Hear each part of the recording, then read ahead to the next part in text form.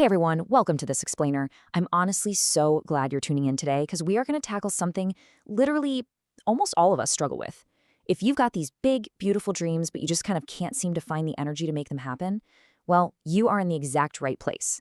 Think of me as your personal coach for the next few minutes. We're going to dive deep into some fascinating source material that explains exactly why we get stuck and, more importantly, how to get unstuck. Let's get right into it. So why exactly do big dreams feel impossible? Let's get real for a second and talk directly to that frustration you might be feeling. You tell yourself, ugh, I'll definitely do it tomorrow. But tomorrow never really seems to come, does it? You want to write a book, you want to get fit, or maybe learn a totally new skill. The desire is absolutely there. But what actually happens? You end up melting into the couch, just endlessly scrolling on your phone, feeling completely terrible about it. You feel totally paralyzed, and it feels impossibly hard to even start. Well, here is a massive pattern interrupt for you today. You are not lazy. Actually, scratch that. Let me say it louder. You are not lazy. I really want to validate how you're feeling right now because the source material makes this crystal clear. Laziness isn't some permanent character flaw, and it certainly isn't who you are. It's just a habit. And the wonderful thing about habits is that they can change. The real reason you're scrolling on your phone instead of chasing your dream is simply because the task just feels way too big. Which brings us to our first section, the opponent, your brain's hardwiring. See, to outsmart your brain, you have to understand that it is naturally hardwired to avoid hard work and just seek out comfort. When you think about saving money, your brain totally panics about the pain of cutting back. Think about running every day, and your brain screams that it sounds exhausting. But here's the really great news. You can outsmart it. And here is your brand new playbook, a brilliant 3-step game plan pulled right from our source material. Step 1, make it small. Step 2, create easy routines. And step 3, use the 2-minute rule. If you follow these plays, you're going to completely bypass that hard wiring that keeps you frozen. Okay, let's break these down one by one. Play 1, shrink the mountain. Big tasks are absolutely terrifying to your brain. It's literally like climbing a huge mountain. You don't just stand at the bottom and leap directly to the summit, right? No way, that's impossible. You take one step. Look at the difference here, writing 200 pages versus writing just one single sentence today. Suddenly, your brain doesn't feel threatened at all. If you want to learn guitar, don't try to master a whole song in an afternoon. Just practice one single chord. These tiny steps are so much easier, and here's the magic. They actually make you feel good. Those small wins really add up over time to massive results. And that's why the text gives us this incredible reminder. Focus on progress, not perfection. You really don't need to jump to the top of the mountain instantly. You just need to be moving. As a student of your own potential, taking that immense pressure off yourself to be perfect is basically the greatest gift you can give your ambitions. Seriously, just take the step.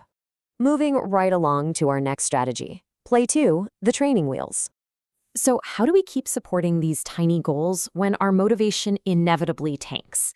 The answer lies in creating routines rather than relying on willpower. The source material is super adamant about this. Willpower is basically like a battery. It eventually dies out. But routines, they're like training wheels. They make starting totally automatic and effortless, so you don't even have to burn mental energy thinking about it. So what do these training wheels actually look like in real life? Well, here are 3 fantastic examples right from the text. Want to work out? Put your exercise shoes right by the bed. That way, when you wake up, the decision is already made for you. Or try writing a quick morning to-do list. Or even just drinking a glass of water the second you wake up. These might seem like ridiculously tiny, almost insignificant things, but they create real structure. They build undeniable momentum that carries you right into your day. Which brings us to our final and honestly, probably our most effective strategy. Play 3, the 2-minute drill.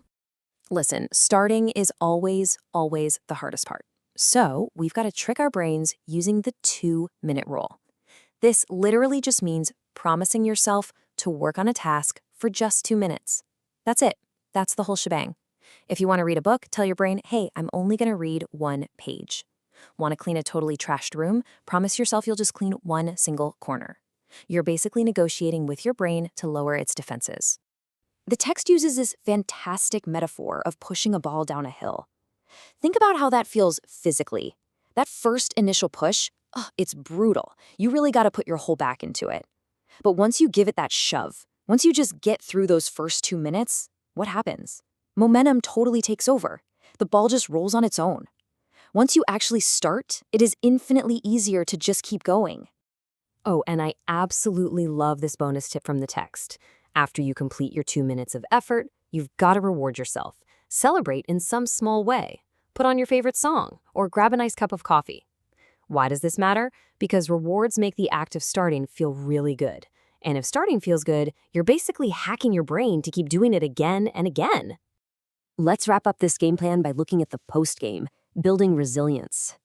Putting my coach hat back on for a second here. I need you to know that everybody starts small. Those people you really look up to, the ones living the dreams you want, they struggled too. They absolutely didn't start out perfect. You are inevitably going to stumble. But remember this, failure isn't the opposite of success. It's part of the journey. It is 100% okay to fail. Everybody does. What actually matters is just getting back up and trying again. Cut yourself some slack, be kind to yourself, and just keep moving forward. I want you to think of your big dreams like a giant fire. Right now, maybe it's just a tiny little spark, but every single time you use that 2-minute rule, every time you practice one chord on the guitar, every time you leave those shoes by the bed, you are adding fuel.